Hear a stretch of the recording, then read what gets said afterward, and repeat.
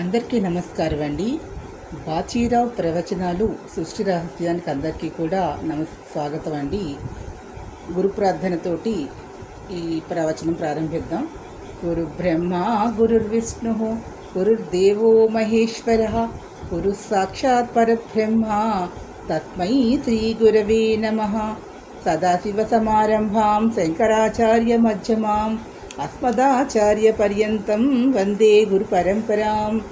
అస్య శ్రీ సూర్యవరప్రసతి శుక్లయజుర్వేదః మూలమంత్రః మూలగురుః యాజ్ఞవల్క్య ఋషి కౌండిన్యముని కానుముని నమో నమస్తే. శ్రీ కాత్యాయని మైత్రేయి సమేత యాజ్ఞవల్క్య గురుభ్యో నమః. జై శ్రీమన్నారాయణ, జై శ్రీకృష్ణ. ఆది గురువైనటువంటి గురు దక్షిణామూర్తి పాదపద్మాలకి, జగద్గురువులైనటువంటి శంకర భగవత్పాదుల వారి పాదపద్మాలకి, శుక్లయజుర్వేదానికి మూల గురువులైనటువంటి శ్రీ కాత్యాయని మైత్రేయి సమేత యాజ్ఞవల్క్య ఋషి పాదపద్మాలకి నమస్కారాలు తెలియజేసుకుంటూ, అదేవిధంగా నాకు ఈ జన్మనిచ్చినటువంటి నా తండ్రికి, ఈ దేహాన్ని ప్రసాదించినటువంటి నా తండ్రికి, ఈ దేహంలో జీవాత్మని ప్రవేశపెట్టినటువంటి ఆ పరమాత్మ అయినటువంటి శ్రీమన్నారాయణుడికి, అదేవిధంగా నారాయణుడికి ఇష్టమైనటువంటి జ్ఞాన సభకి కూడా నమస్కారాలు తెలియజేసుకుంటూ ఈ బాచీరావు ప్రవచనాలు సృష్టి రహస్యాన్ని ప్రారంభిస్తూ ఉన్నాను. ఇక్కడ ఆ యొక్క వేద సభలో గురు దక్షిణామూర్తి ఆచార్య స్థానంలో కూర్చొని ఉండగా, వయస్సులో వృద్ధులైనటువంటి వారు, వేద పండితులైనటువంటి వారు, జ్ఞానం కలిగినటువంటి వారు, బాగా చదువుకున్న విద్యావంతులైనటువంటి వారందరూ కూడా ఆచార్య స్థానంలో ఉన్నటువంటి వారు కింద గడ్డి పరకల మీద కూర్చొని ఉన్నారు. గురు దక్షిణామూర్తి వటవృక్షం కింద ఎత్తైనటువంటి సాలగ్రామం మీద కూర్చొని ఉన్నారు.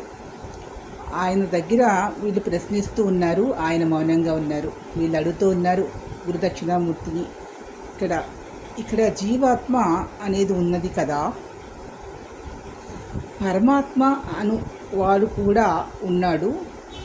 అయితే ఈ పరమాత్మ అనువాడు జీవాత్మలను సృష్టి చేస్తూ ఉన్నాడు అని గతంలో మనం మాట్లాడుకున్నాం. అక్కడ దక్షిణామూర్తి చెప్పారు, ఈ జీవాత్మకి పరమాత్మకి కూడా తేడా అనేది లేదు అని శంకర భగవత్పాదుల వారు చెప్తారు. అయితే జీవాత్మ పరమాత్మకి సంబంధించి రెండు జ్యోతిస్వరూపాలు అయినా కూడా పరమాత్మ సృష్టికర్త అగుచున్నాడు. అంటే శుద్ధ సాత్విక గుణము కలిగి ఉన్నటువంటి వాడు, అత్యధికమైనటువంటి శక్తి కలిగి ఉన్నటువంటి వాడు.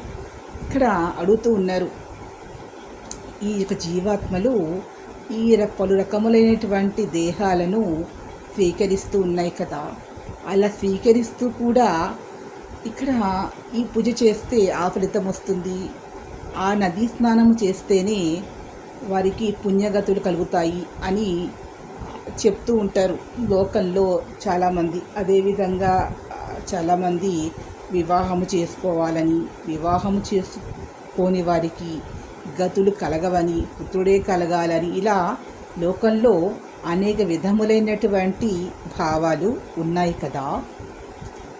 అలా ఇవన్నీ కూడా పరమ సత్యములేనా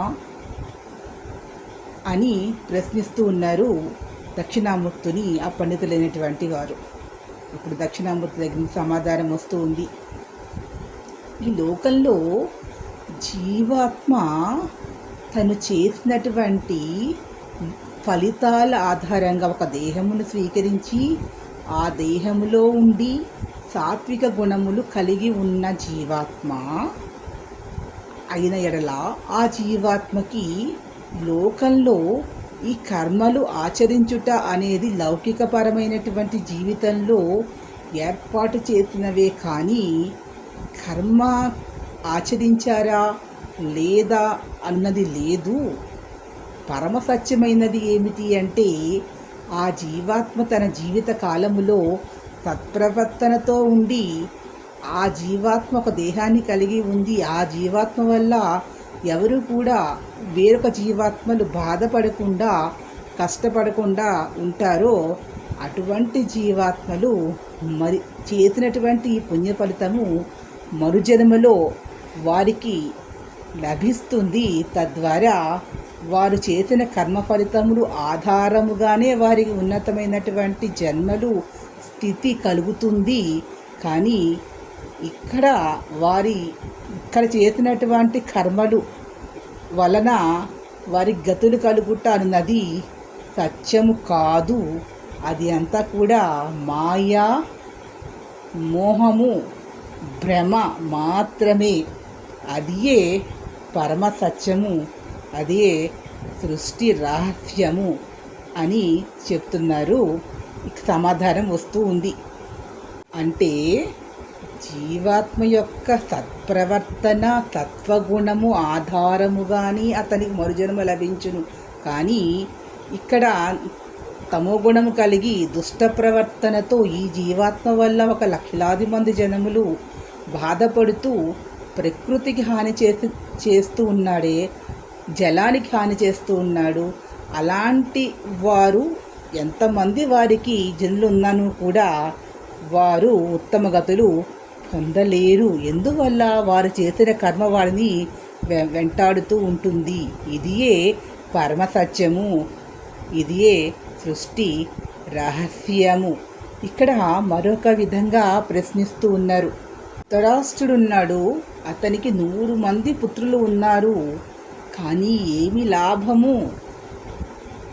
ఏమి లాభము కలిగినది అని ఇదే ఒక ఉదాహరణగా మనం చెప్పుకున్నట్లయితే, ఎంతమంది పరివారము ఉన్నారు అను కాదు, ఆ యొక్క జీవాత్మ ఆ దేహములో నుంచి బయటికి వెళ్ళినాడు. ఈ పరివారం అంతా కూడా కేవలము కొన్ని క్షణములే వారి వెనకాల ఉంటారు. తర్వాత ఉంటారా? ఉండరు కదా. వారి కుటుంబము, నా కుటుంబము, నా పుత్రులు అన్న భావన అతనికి ఉంటుంది. అతను జీవాత్మ ఆ దేహమును కలిగి ఉన్నంతసేపు. అంటే ఇక్కడ ఉన్నది కేవలము దేని మీద మోహము? జీవాత్మ మీద, దేహము మీద. జనులకు కావలసినది ఆ జీవాత్మ ఆ దేహములో ఉండి వారికి ఉపయోగకరమైనటువంటి పనులు చేస్తున్నంత కాలము ఆ జీవాత్మ ఆ దేహమును అంటిపెట్టుకున్నప్పుడు అది గొప్పదిగా భావన చేస్తారు. ఆ జీవాత్మ ఆ దేహమును వెడలినాడు వారు ఏ విధంగా చూస్తారు? అందరికీ తెలుస్తున్నటువంటి విషయమే కదా. అంటే ఇక్కడ ఎవరు గొప్ప? జీవాత్మ గొప్ప, కానీ దేహము కాదు కదా. కాబట్టి ఎంతమంది పరివారము మన వెనకాల ఉన్నారు అన్నది జీవాత్మ వెనకాల ఏ పరివారమైనా వస్తుందా? రాదు. దేహము నశించిపోతుంది కదా. కాబట్టి జీవాత్మ అన్నది, అంటే జీవశక్తి అన్నది సత్కర్మలు ఆచరించినప్పుడు వారి వెంట ఎవ్వరూ కూడా రావాల్సినటువంటి అవసరము లేదు. ఎవరికి వారే పుణ్యకర్మలను ఆచరించాలి. అంటే సత్ప్రవర్తన కలిగి ఉండాలి, జ్ఞానము కలిగి ఉండాలి, సత్వగుణము కలిగి ఉండాలి. అంటే జ్ఞానము అంటే బాగా శాస్త్రములను అభ్యసించాడు కాబట్టి గొప్పవాడు కాదు. అతను అది భక్తి కొరకు చేస్తూ ఉన్నాడు. పరమాత్మను తెలుసుకోవాలి. నువ్వు ఎవరివి, నీవు ఎక్కడి నుండి వచ్చినావు అని విషయము అతను గ్రహించి జీవితాన్ని గడిపిన నాడు అతనికి మరుజన్మ అనేది మంచిగా ఉన్నతమైన జన్మ. అంటే ఇహలోకంలో భోగభాగ్యాలు కాదు. ఒక రకంగా అతను రజోగుణ కలిగి ఉన్నవాడు ఇహలోకంలో మంచి ఆహారాన్ని, మంచి జీవితాన్ని తీసుకుంటాడు. అదే అతను సత్వగుణము కలిగిన వాడు పరమాత్మకు సమీపంలో సంచరిస్తాడు. పరమ శుద్ధ సాత్విక గుణము కలిగి ఉన్నటువంటి వాడు ఆ పరమాత్మలో మమేకం అవుతాడు, మరుజన్మ పొందకుండా ఉంటాడు. ఇదియే పరమసత్యము, ఇదియే సృష్టి రహస్యము అని చెప్తున్నారు. మళ్ళీ అడుగుతూ ఉన్నారు, మనోనేత్రము అని అంటూ ఉంటారు కదా. ఈ మనోనేత్రము అంటే ఏమిటి? ఎక్కడ ఉంటుంది? అందరికీ మనోనేత్రము ఉంటుందా అని ప్రశ్నిస్తూ ఉన్నారు. అప్పుడు చెప్తున్నారు, మనోనేత్రము అన్నది ఒకరు చెప్పడం వల్ల వారికి అర్థం కాదు, ఎవరికి వారుగానే గ్రహించాలి. ఆ మనోనేత్ర ద్వారా తెలుసుకోవాలి అంటే